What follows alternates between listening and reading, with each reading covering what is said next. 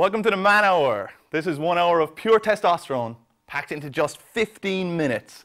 Tonight I am joined by the lovely Dermot O'Donovan. You are looking absolutely fabulous tonight, Dermot. Thank you. Okay, can we get a little clap for him in the office there, please?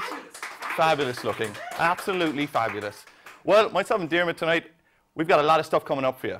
We've got porn research, we've got skydiving, we've got the hottest curry in the world, Super Mario, astronauts, and a story about a woman who took a shit on the kitchen floor because her husband cheated on her. How are you feeling tonight, Dermot? You good? You ready for this? You ready to ruin your life over 15 minutes? Just throw me straight in there. Yeah, I thought you'd be a good filler after that woman defecating on the floor. It's amazing to be here, and thanks for having me. It's great to be here. I mean, you were hard to get, you know. I was. I'm in Limerick at the moment. I'm teaching Irish to a bunch of lovely students who are amazing. Big shout out to them in St. Clements. Hello, St. Clements. Lovely to have you. Lovely to have you. Oh, we got a support of St. Clements in the back. Student of St. Clements. Pretty good. But yeah, thanks for having me. And after a day of teaching people how to speak Irish who don't want to learn it, it's amazing to Well, that's let great. loose. Well, if you start using any of that witch doctor magic at me, I'm going to have to tell you to leave because I won't understand any of it. Naturally. What's the Irish for porn? Ig féin trúlú? Will we go with that? Féin trúlú. Ig féin trúlú. Well, anyway, I got a story about porn tonight. Researchers at the University of Montreal carried out a study. All right? Right. And they were unable to find a man in the entire world who hadn't watched porn. Professor Simon Louis was unable to find a man who hadn't watched porn. He said, "We started our research seeking men in their 20s who had never consumed pornography. We couldn't find any." Are you surprised by that, Dermot? Very. I mean, would you be into a bit of porn? Yeah, definitely. Yeah. It says here that 90%. I guess everyone is. 90% of men watch porn online. So I mean, what would be some of your favourite porn websites? You know, the old classic Huges. Huges is good. Yeah, it displays a lot for you. That's definitely, you know, that's what I'd stick to. I suppose you have barriers there, which way you can go. I'm more of a lobster tube kind of man. What's lobster? Lobster tube, croco tube. Lobster tube is lobster tube is it's not actually porn about lobster, but it kind of gives you you know, when you base most of your life around porn, you kind of have to spread out your categories a bit. Naturally. Yeah, so lobster tube gives me that kind of area to scope out and see what you're interested in. Yeah, you know, I get you. to swing, if you will, to swing.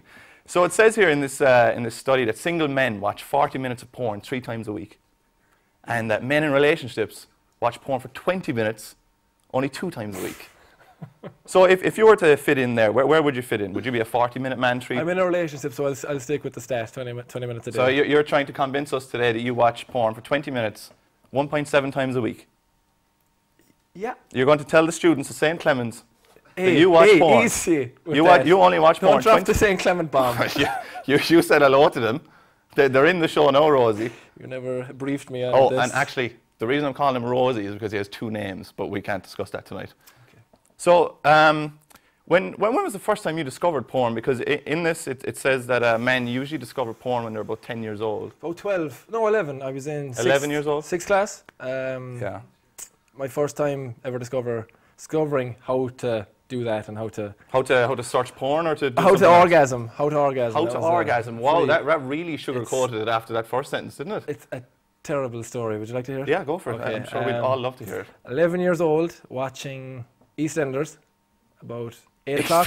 Hey, I'm going somewhere. No, keep going. EastEnders, 8 o'clock. Right. I believe it was a Wednesday. 11 years old. I had a thing for Kat Slater. Kat Slater, yeah. She's still in it. She's gone down. Now that's 11. That's 12. You're a bit of an Alfie, is it? 12, 13 years ago. So she was a lot better back then. But I'm sure she was. You know, the way I never knew what a horn was. No, right. Okay. Right. I never knew what a horn was. We're not using any codes. No. Just going straight forward. Straight forward. Okay. All right. So I never knew what a horn was, and you get them in class and stuff. You know, I was in a mixed school. So you get your horn. You wouldn't know what to do with it, and then so if you're watching EastEnders, she'd come on, and I'd always get one of them. Right. Okay, and so I'd start. It'd go down the side of your leg. Not too far though, I'd say. Okay, no. Carry on. Very fair. So I kind of start doing that. If you can see that. You know, when you prepped me for this story, I really didn't think it was going to be in this much detail. But go for it. Yeah. Down the side of the leg like that, and then eventually started to feel amazing. It's kind of burst out the end of your pants. It was like someone put an invisible cloak over me. And I was just you're pitching tents. Yeah. Yeah. So that's going on anyway. Next thing, obviously, EastEnders family program. Family program. You weren't watching it with your family at the time, no? One member, which will be remain nameless, Alright. into the bathroom because I thought something was going to happen. I didn't know what was going to happen. An explosion of sorts, if you will. Something is going to happen. Something was on Went the way. in and an explosion. An a explosion. volcano erupts, and that's my first time. Really? It got worse from then on. I don't know. I mean, I was going to go in with my first story, but I don't think it's going to top that. But I actually had it wasn't really the story about my first time. It was more my methods of my first time. Okay. You know, I was actually around the same time that I discovered that, you know, there was this thing in my pants, kind of like going up and down. You know, every time a gust of wind would blow across me, you know, kind of just this thing would just pitch a tent inside my jeans. So I remember watching. I wasn't watching EastEnders. It was a bit later. I was watching Bravo just after Eurosport. Remember Bravo used to come on just for like a few hours, and if you could just catch it. Yeah. So I was watching Bravo, and Night Calls 2, the movie, was on. I remember this because it was an important moment in my life. And this woman is graciously on this guy's lap, and I don't know what's happening, you know. But I'm actually more fixated on this guy's face more than anything, you know, because I've never seen happiness in a guy's face. I must have been 12 years old. I've never seen happiness in a guy's face. And I said, how could I be that happy? You know, how could I achieve that level of happiness? So I saw what she was doing. So then I said to myself, what can I do to reenact that? So I looked at what was around me and I saw my hands. So I was like, okay, I need to work this into some sort of shape that, you know, like is the same as your one's mouth, I suppose, right? And that can go up and down. So, like, you know, I tried out a few prototypes, you know, kind of up and down, but that was like 2 hands, so it was a bit hard. So then I came along, and you would have thought I would have arrived at the normal one, but no, I arrived at the duck. The duck's beak is what I arrived at, and if you turn it around, it makes like the shape. And I thought forevermore, well, for a while that's what it was, because I mean, who's going to tell me? You know, who's going to tell me I'm doing it? When did you figure out? When did I figure out I was doing it wrong? I suppose I figured out I was doing it wrong when I was outside of school one day and there was, you know, some guy passing down the road and everyone was calling him, you know, oh, you wanker, you wanker. Of course, I was there with a duck kind of thing, kind of going, wanker, wanker, and everyone's looking at me and I'm like, oh, yeah, yeah. Calling him quackers. Yeah. So it was a difficult kind of transition for me, but I finally got Still over horrible stories of how you discovered orgasm. Yeah, I think it was a good way to, you know, introduce everyone, you know. Yeah. Yeah, I mean, our lives are over, and I just realised that I told my mother that I'd be on this tonight, so... and I'm my students. And all your students, so I should probably be disowned. Anyway, moving quickly on to another risky manoeuvre. There's a Florida woman, Brenda Schumann. She discovered that her husband was cheating on her with a younger woman. Okay. She walked into the bedroom, and she discovered a woman 10 years older than her husband, 20 years older than him, than her even, having sex. In their bed. In their bed. Okay. Do you know what she did? You're going to tell me. I'm going to tell you. She pulled out a rifle. Which she had in her arse pocket, or? I don't know where she had it. Right. And she took a shit on the kitchen floor. Can you believe that? So you're at home, your wife bursts in, she takes out an automatic rifle and takes a shit on the floor. Suppose you break it down, it's pretty I mean, you know, what's the point in walking out calmly and talking about this, you know? You may as well just pull an assault rifle on somewhere and just take a dump in the kitchen, you know?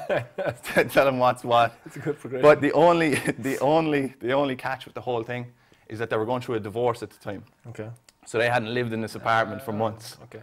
So this guy's after bringing home a girl, you know, probably after working up the courage, maybe after taking her out to dinner or whatever. And he's like, you know, I come back to my place or whatever. And it's like, oh, I'm not sure, you know, you're still going through that messy divorce.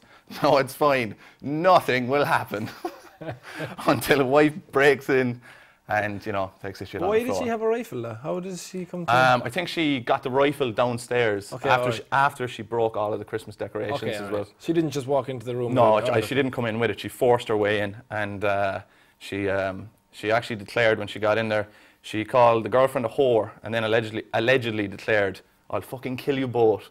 You know, so she was really setting standards when she came in there. Yeah. You know, but even when she was getting arrested, though, she did offer up some reasons as to why, you know, she acted in the way she did. Oh. She said, "I found him in bed with a naked chick. What was I supposed to do?" You know, I mean, that's fair enough. You know, a naked chick inside. She wasn't even asked why she did it, but she offered this up to officers, Yeah. which I think is pretty. Andrex's new ad. Yeah, she could be like a spokesperson for Andrex. Yeah, she'd be one of the new dogs. Get rid of that dog. Have you ever been caught off guard? Ever? I'm not saying, you know, have you ever retaliated to some misgiving by? Because that's happened You know. a lot today. But have you ever been, let's say, caught off guard in school or anything?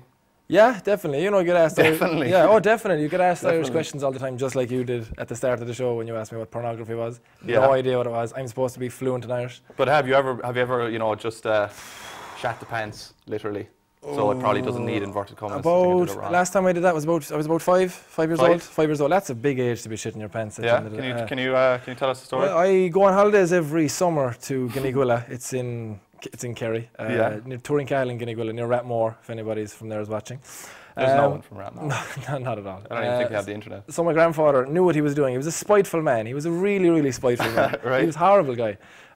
But anyway, he goes, like you imagine fields in Guinea-Guilla, they just go on for miles. They're like the Sahara, but just bog water. Right, green fields, donkeys, we get it. Yeah. Yeah, and he goes, go up and close the front gate there, Dermot. I goes, all right, okay, no bother. But I really had to go. I goes, oh, can I just go to the bathroom? He goes, get up the backyard and close that gate. Kick up the hole, right? Kick up the hole. And No, forces it back in, all right, for a little bit.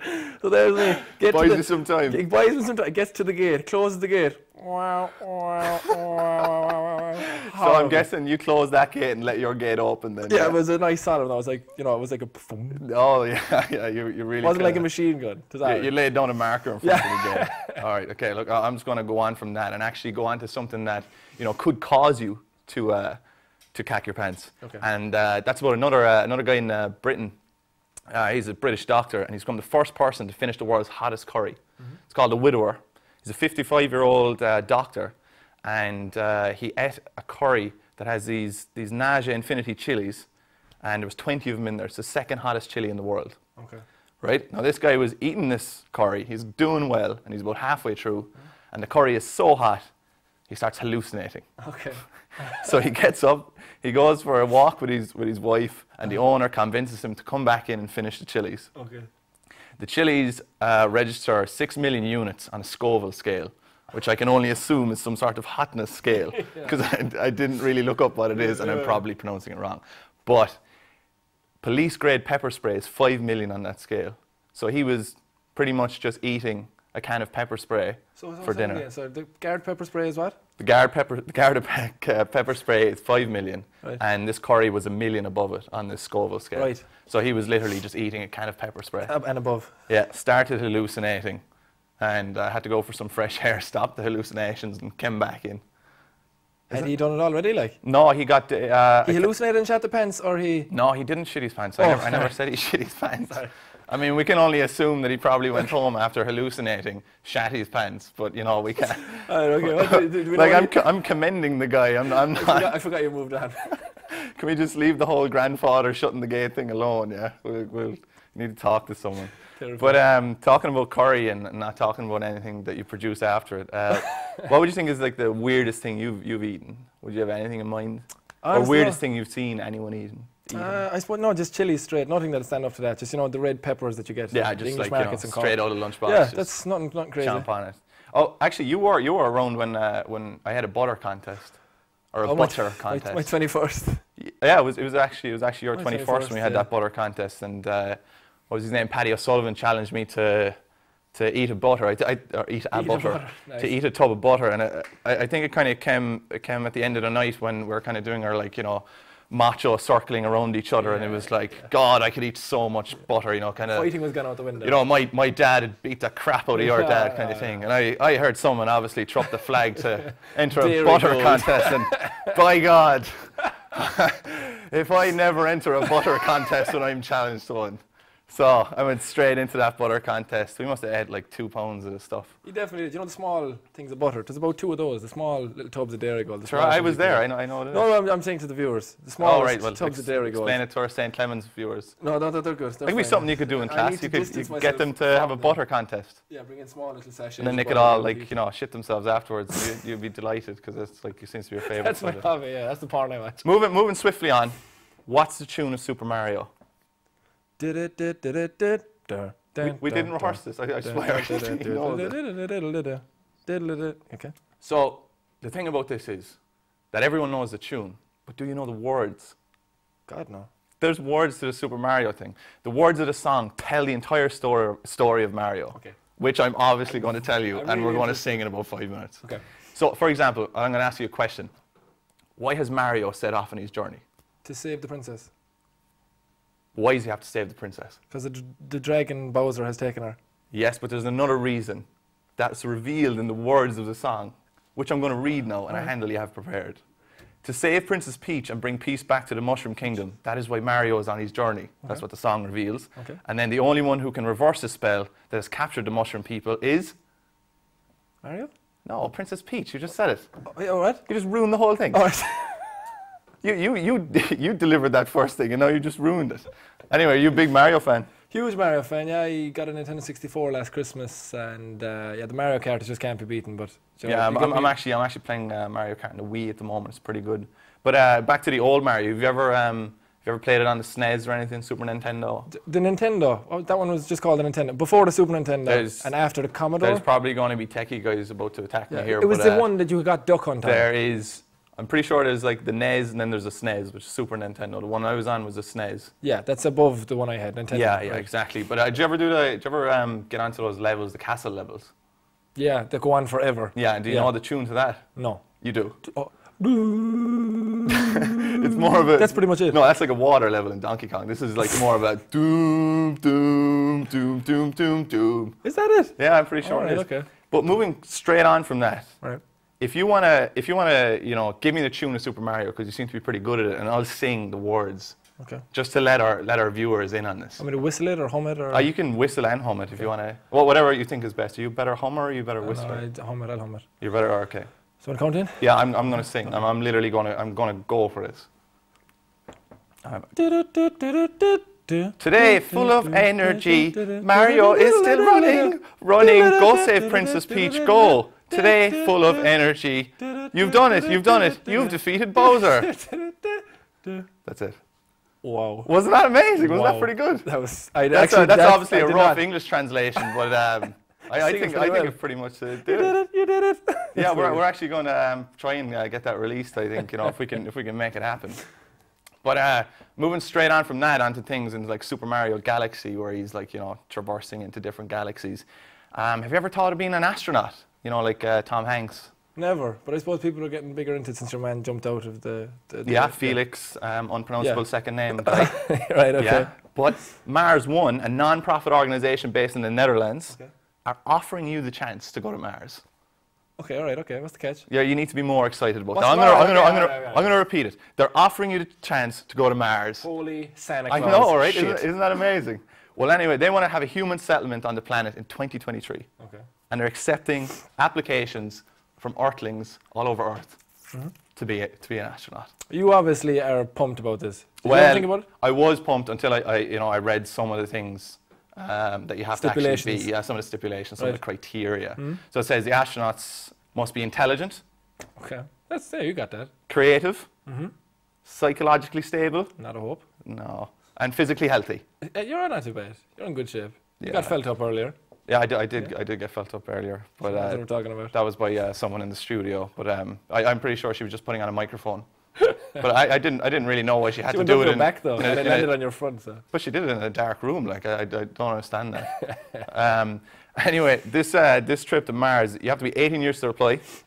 Successful candidates will be chosen in the first half of 2013. Training will take, give a guess, 4 years. 8 years. 8 years, okay. And it's going to take maybe, I don't know, half a year to reach the red planet. Now, there's one catch in the whole thing. I knew there was a catch. Go on. You can never, ever come home. What? They can only get you there, but they can't bring you back. What?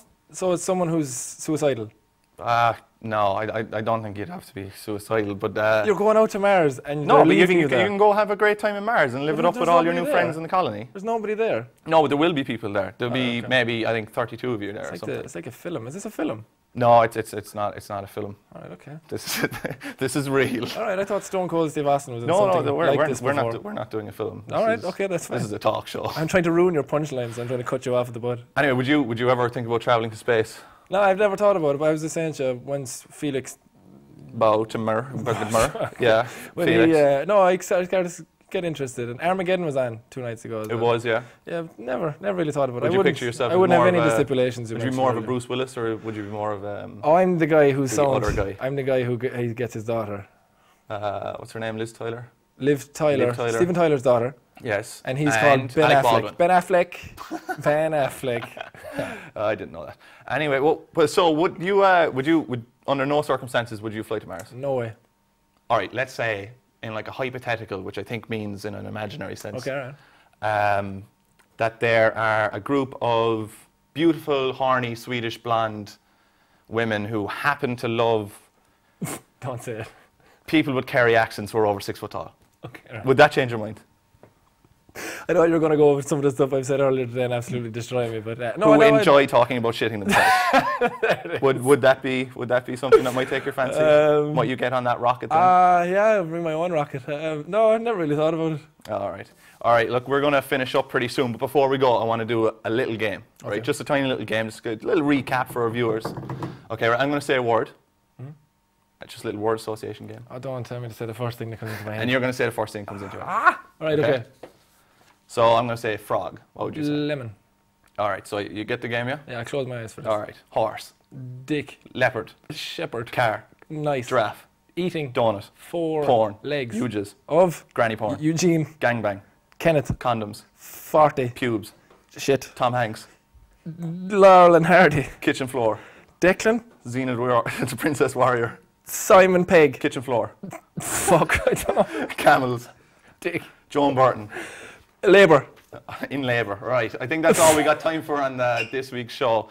But join us next week when we'll be talking about similar things that we just talked about on the 1 hour of pure testosterone that's fitted into just 15 minutes.